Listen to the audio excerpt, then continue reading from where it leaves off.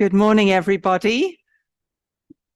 Good morning, those intrepid people that have made it through the cooler weather into this sanctuary. It is great to see you all. And I'm thrilled to bits to see all the people on Zoom. I hope you're warm and cozy.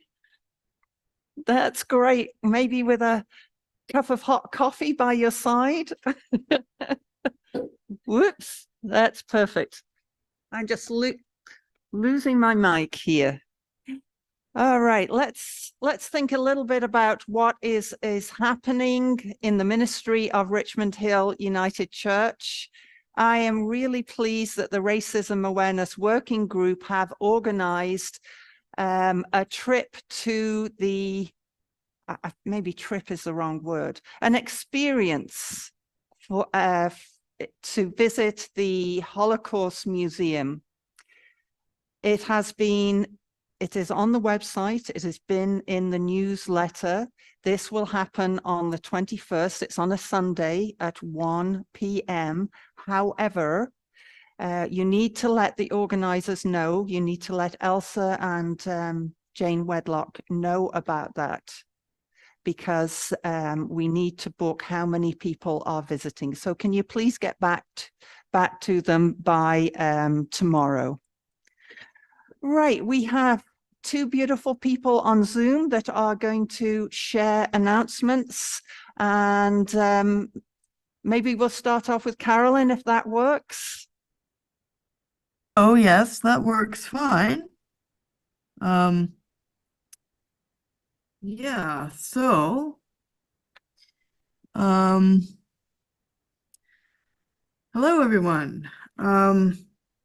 Sorry, things are a bit funky with my camera.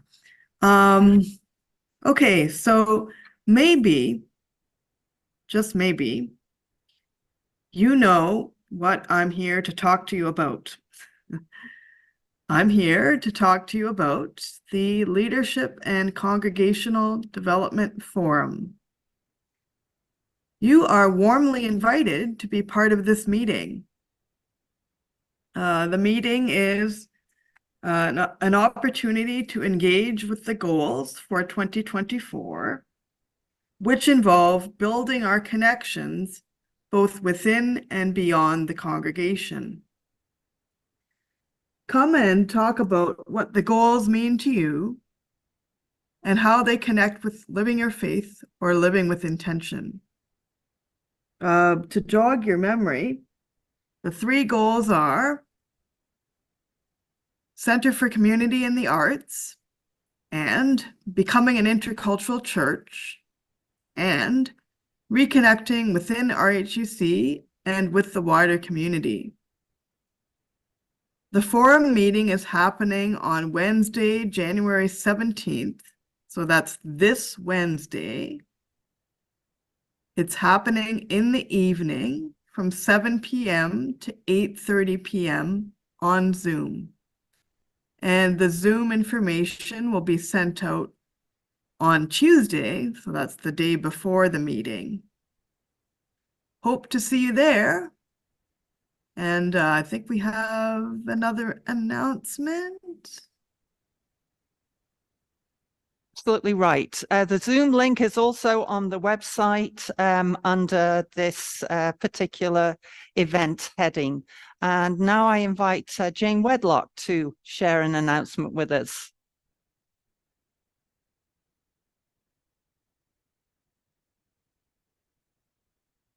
Good morning, everyone. Hope you're well. This is a very friendly reminder that we hope you've all received your generous spirit package. It looked like this, and that you are thinking of responding to it. Thank you to the 22 folks that have already responded. We are encouraging you to review the material that this year really gives you a chance to reflect on how you are engaged in the life and ministry of Richmond Hill United Church, to think about those goals that Carolyn just mentioned, maybe think about doing something new, something a bit different. And also it gives you a chance to, as you are able, to respond to how you will support Richmond Hill United Church financially in the coming year. We know we do this every year. This year, we think it's a little bit different. We think we've given you some interesting questions to ponder. So we hope you will consider responding sooner rather than later. Would be very helpful to us. And thank you for your consideration and for your time. Thank you. That is great. Thank you so much. And let us continue with our worship service for a time of centering. The choir are going to help us with that. They are going to sing a John Butler piece, The Gate of the Year.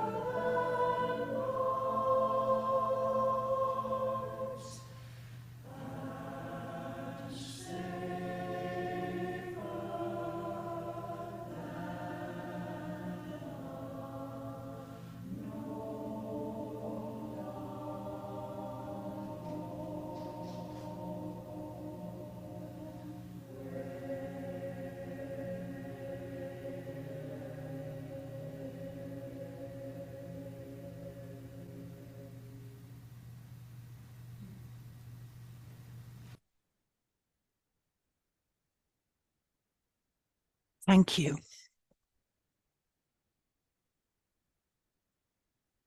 I invite Marg to come forward. Marg and I are going to share in the lighting of the community candles along with the words that support the lighting of the candles.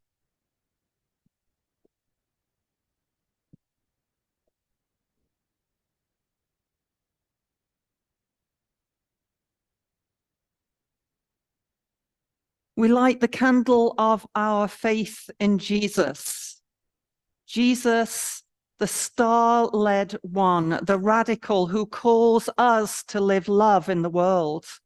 And the candle of affirmation, whose light draws the circle wide that says every single person is welcome in this place.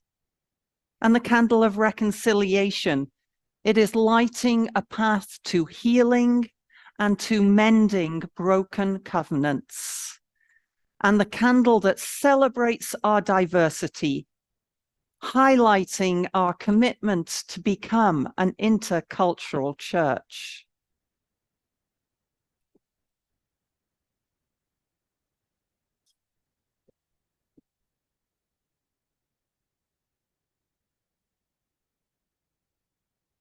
This building is a sanctuary. It's built upon traditional territories of Aboriginal peoples, and it is located on our earth home. We acknowledge the enduring presence of First Nations on this land, and that both they and the earth are crying out for justice. So may we work for reconciliation, humbly learning from the ancient wisdom of the first peoples of Turtle Island. So let us join our voices together. Let us share in the call to worship.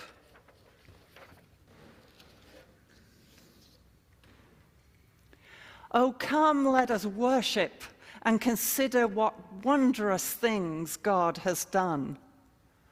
The Magi who study the heavens, following a certain star. The peoples who live in fear see a glorious light. Oh, come, let us worship together. Let us pray. God of all nations, peoples, cultures, this is the day that you have made bright with your light of love. This light of love that is destined for all. Guide us in new ways. Let your light of kindness shine everywhere, so that all peoples may praise you in their own language, in their own way, and enrich the community with their own unique gifts. May it be so. Amen. So let us sing about that brightness. When heaven's bright with mystery, it's found in Voices United 93.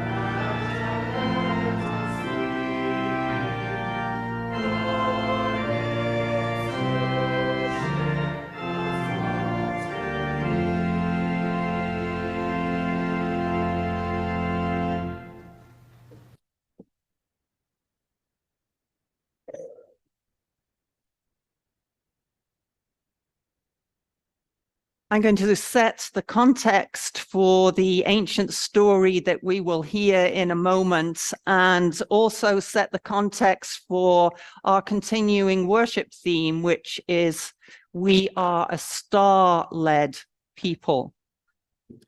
So thinking about the writer of the Gospel of Matthew, likely He was a Jewish rabbi. Which means he's a teacher. A rabbi is a teacher, and a teacher who loved to instruct.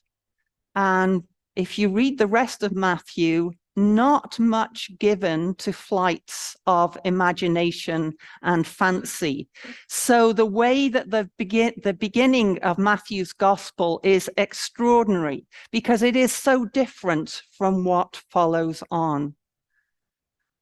And I wonder, what does the writer want us to remember? Is it those magi? Is it the gifts? Could it be the star? Or maybe the murders? The gospel writer Matthew does not shrink from telling us that it's not only the end of Jesus's life that is shrouded with violence and intrigue, it's also the beginning. And I wonder whether that writer of the book of Matthew was thinking perhaps a little bit about some of the words that are found in Daniel in chapter 12. It says, and those who are wise will shine like the brightness of the sky above. And those who turn to ways of justice will be like the stars forever and ever. Following Jesus requires courage. It is a risky business, and we need to be on the lookout, not only for those huge celestial brightnesses, but those small sparks in our lives that might guide us on our way. So now I invite Anne Leighton Brown to come forward and share this ancient story with us.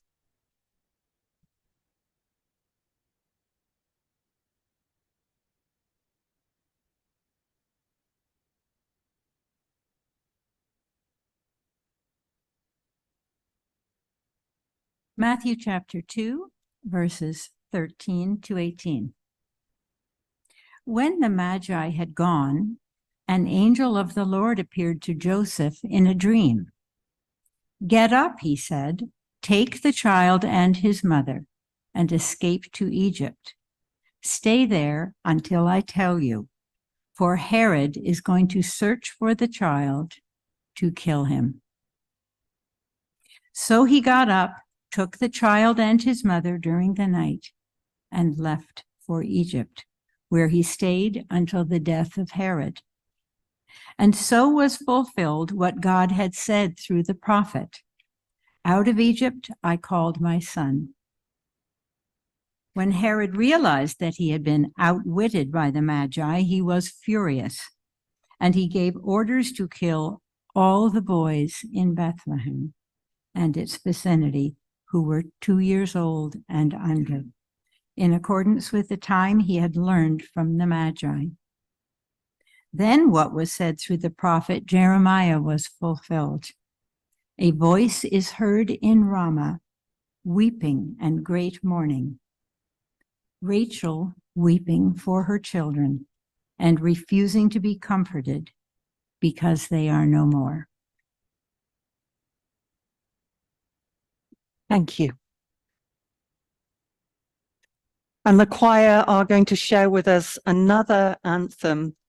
This is by Austin Lovelace, A Winter Carol.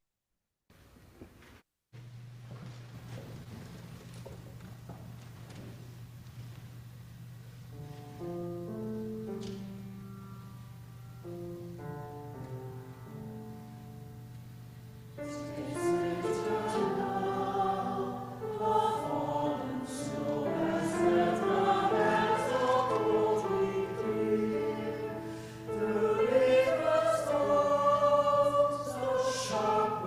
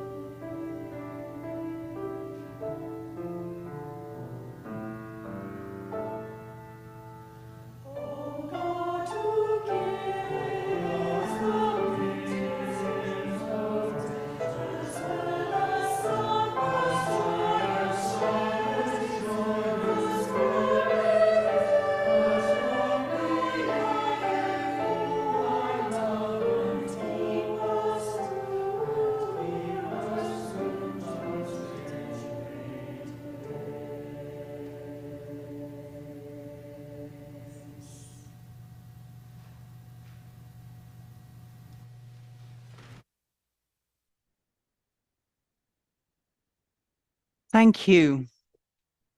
And choir, I want to let you know that I am using a couple of slide images as part of my message. And if you would like to come down, which makes it easier to see, however, you have got the big screen now. So you might want to test it out on the big screen, but I just wanted to let you know your choice, okay?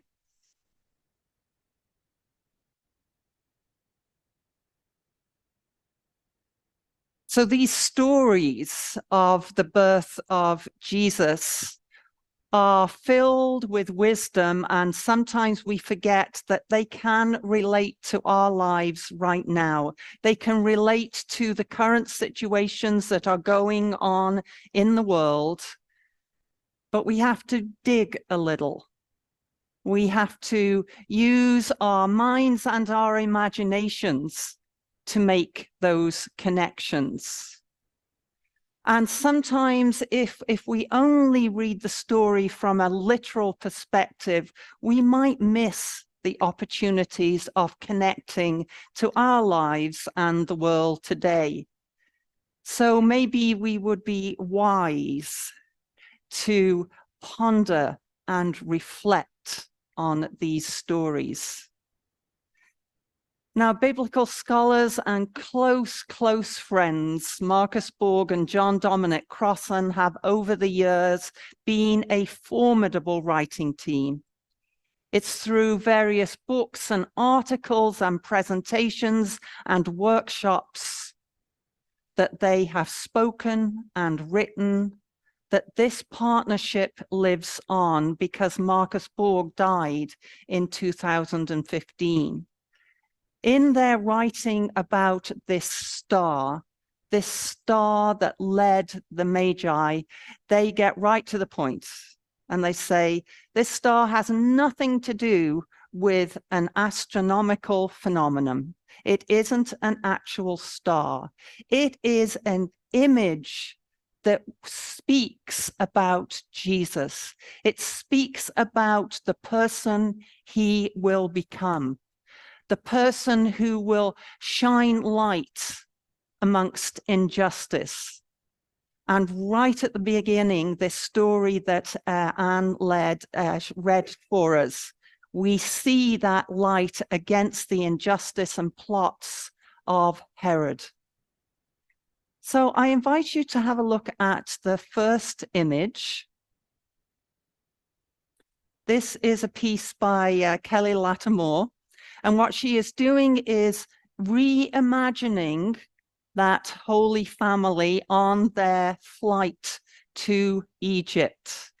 And she's imagining it as a contemporary migration, reminding us that the Christmas story ends with that mad dash for the border and escape from the death squads and homicidal ruler, Herod. So if you just put aside the halos for a minute, as lovely as they are, if you just look at the three people, they could be family from any of the countries in Central America, South America, maybe even Syria. And then if you think about the halos again, why is that important? It's important because it shows that God is present among us on earth. That's what incarnate means. God is present with us on earth, and not in a palace, not in a place of power.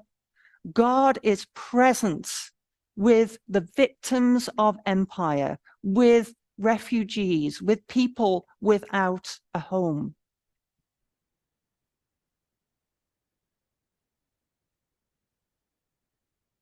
The Herods of this world still want to extinguish that light of love. And refugees move around the world fleeing from death and terror, frantically seeking a place of safety, a place where they can build home again. And these are forced journeys. Most of the refugees don't move out of choice. They move because they are forced to. And this is a crisis that is one of the most pressing of our times. And what adds to this, what compounds this awful situation that we have had for decades, is the level of prejudice and racism that affects those people that are moving, who are seeking safety, even when they arrive supposedly in a safe place. So let us think about this contemporary narrative. Let us change it into a narrative for our time. Let us use some words and some artwork as we try and put ourselves in the place of refugees, displaced people around the world. And I framed this within the story of Jesus and Mary and Joseph, but use your imaginations. Into the wild, painful cold of the dark winter night came refugees, slowly making their way to the border. The man, stooped and aged from constant anxiety, hurries his small family through the wind. Bearded and dark, his skin rough and cracked from the cold, his frame looming large in spite of his slumped shoulders. He looks like a man who could take care of himself, whatever came out of the dark, unless there were too many of them. One person he could handle, maybe two, but a whole border control, not a chance. His eyes are dark and alert, darting from side to side, over his shoulder and forward again. Had they been seen? Had they been heard? Every rustle of wind, every sigh from the child sent terror through his chest. Was this the way? Even the stars had been unkind and hidden themselves in the ink of the night so that he could not read the way. What kind of cruel judgment would that be? To wander in circles all night, or to safely make their way to the border only to find the authorities waiting for them. He glanced at the young woman, at his bride, no more than a child herself as she nuzzled her newborn. She looked up and caught his eye and smiled. Oh, how the homelessness and constant terror had taken its toll on her. Her eyes were red, her young face lined, her long hair matted from inattention, her clothes stained, her hands chilled from the raw wind of winter. She'd hardly had time to recover from childbirth when the word came that they were being hunted. And suddenly the child made small noises. The man drew in his breath sharply, and the woman quietly put the child to her breast. Huddled together, the family stood still in silence, long, dread-filled moments. At last, the man breathed deeply again, reassured that they had not been heard, they had not been seen, and they ventured again into the night.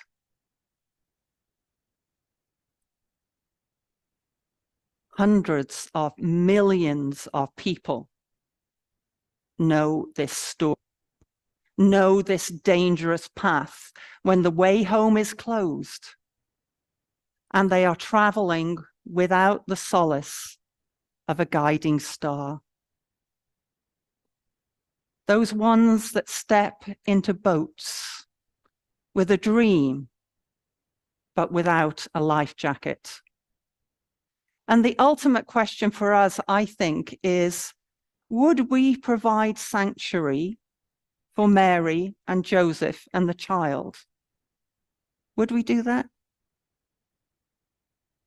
And if the answer is yes, then how does that impact how we treat refugees today? Think about the conflicts in Gaza and the Ukraine. Think about the thousands upon thousands of people that have been displaced, that have been killed.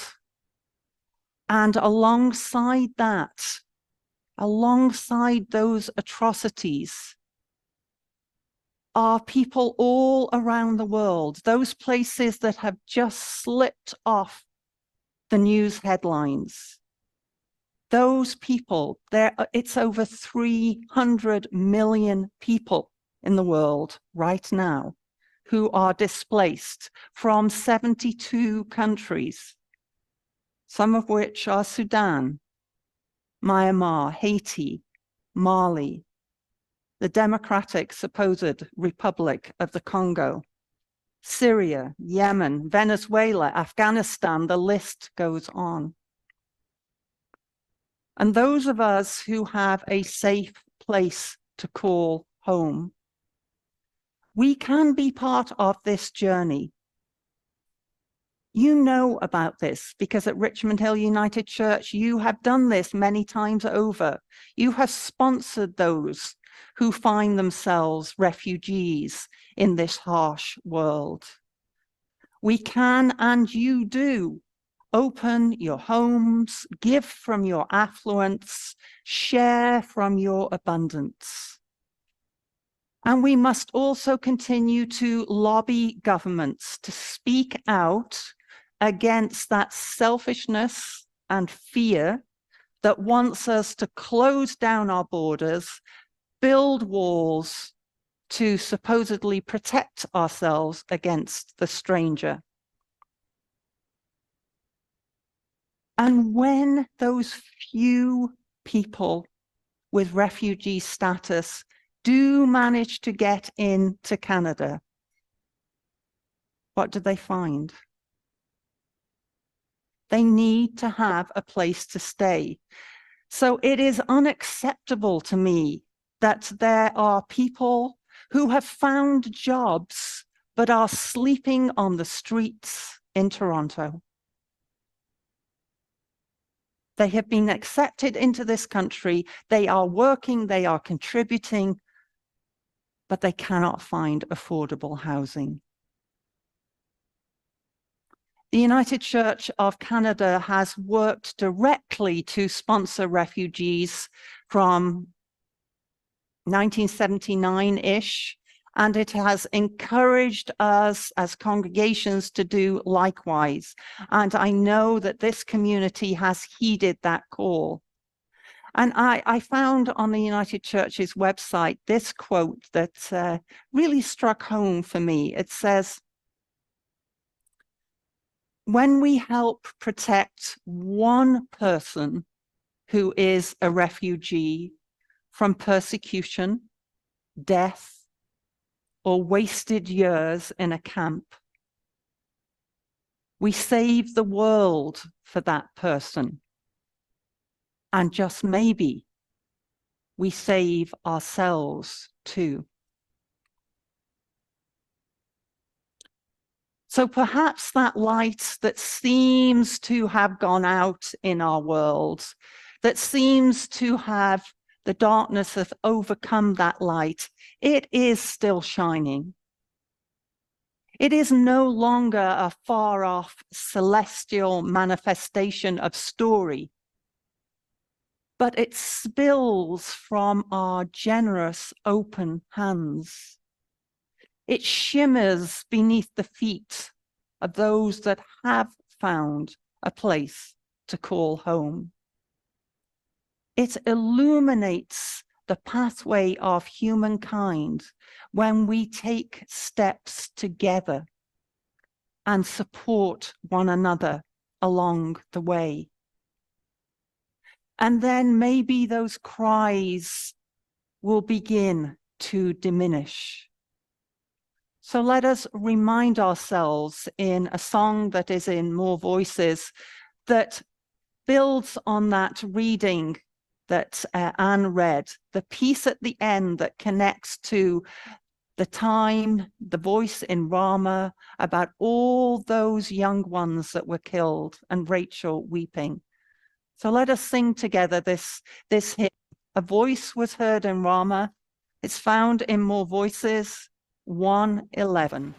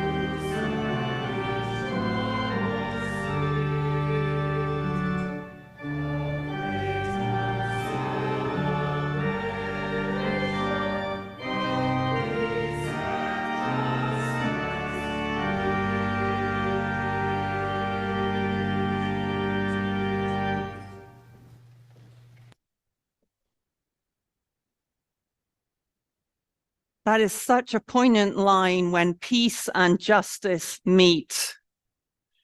And that's what we're about when we give our offerings. That's what we are supporting in the ministry of this place. So as our offerings are now received, I invite you to ponder that phrase and how you can make it real in this place.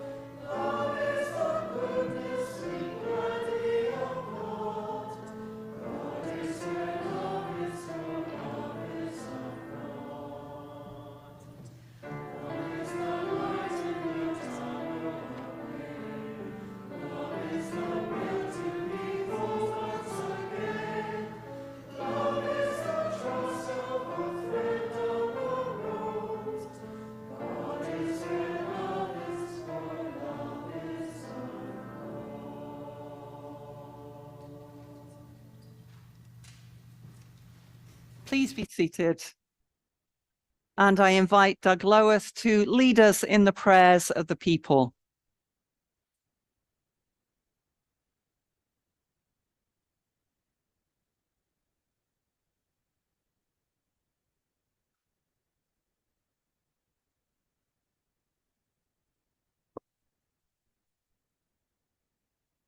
Friends, let us now take a few moments to enter that quiet place where we keep our thoughts, where we ponder and reflect, where we feel loss, where we feel love, and that place from which prayers may come. God, of all that we feel, we hold up in prayer our thanksgiving for this day, for the snow around us, the bare trees resting to prepare for another spring.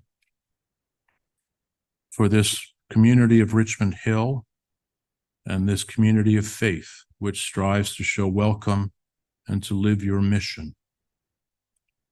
For this country, which enjoys a peace so scarce in this world that calls on us to make this a more equitable country. For friends and families, however we name them, who magnify our joys and soften our distress. We are thankful to know that we matter, that we are needed by friend or by stranger, whatever gifts we have to bring. For all of these, bountiful God, we give our thanks. God of our longings and fears, we also hold up in prayer our concerns for the hurt we see around us in our fragile world. For the people of Ukraine, for civilians caught in the Israel-Hamas conflict that is threatening to spread to the West Bank, for the voters of Taiwan who elected a president who stands for continued independence from their gigantic neighbor,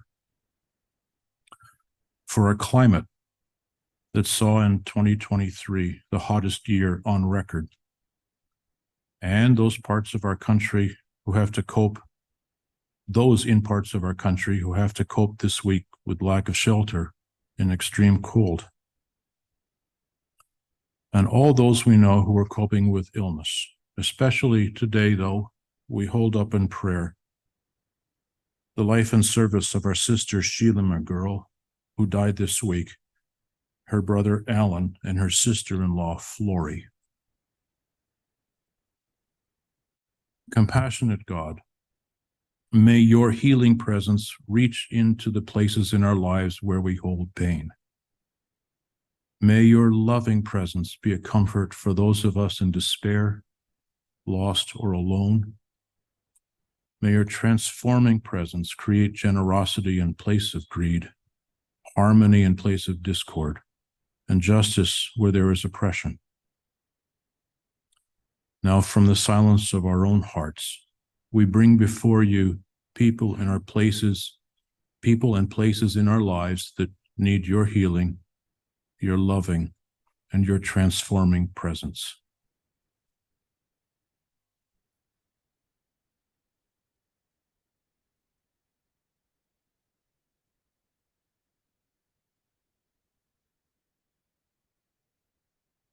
Now, friends, let us say together a paraphrase of the words Christ taught us on the screen.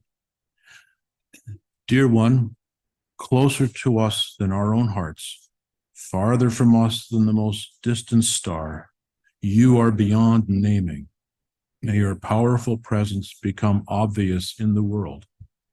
Give us what we need day by day to keep body and soul together.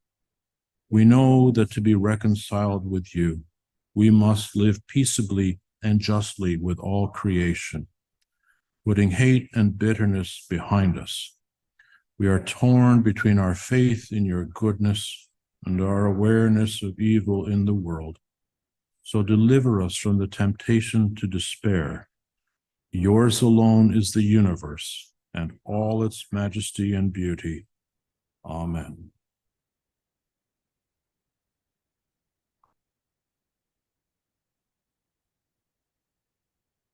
We're now going to sing Voices United 79. Arise, your light is come.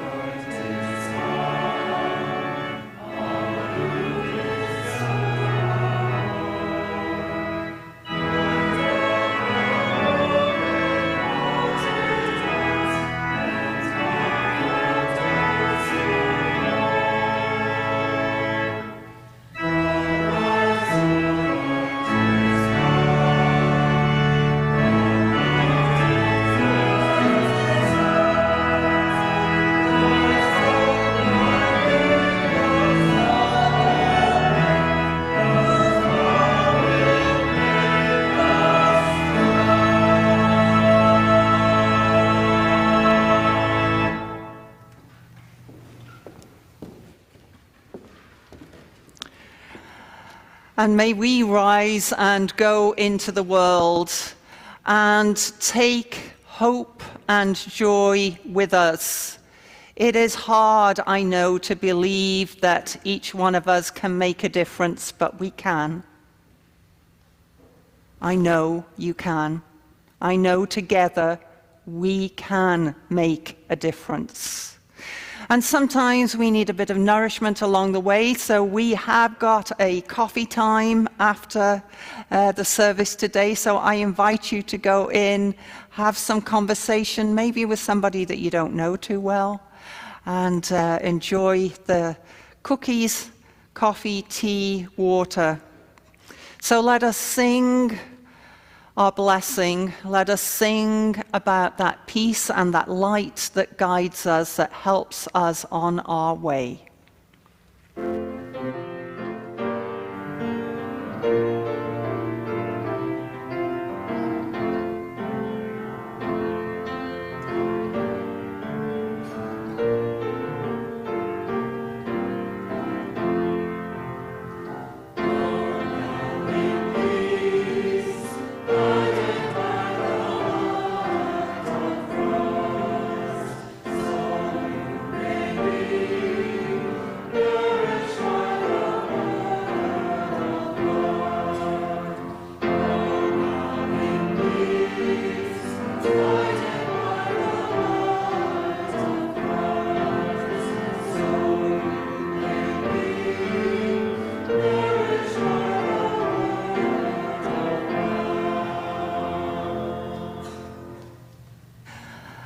And please be seated so that we can receive a Bach prelude from Barry. It's a prelude and fugue in E minor.